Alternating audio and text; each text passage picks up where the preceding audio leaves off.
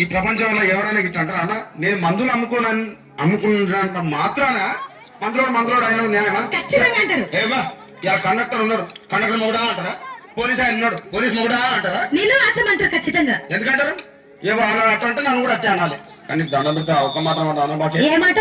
అదే ఏ మాట చెప్పు. మాట మాట మాటి మాటి మాట మాట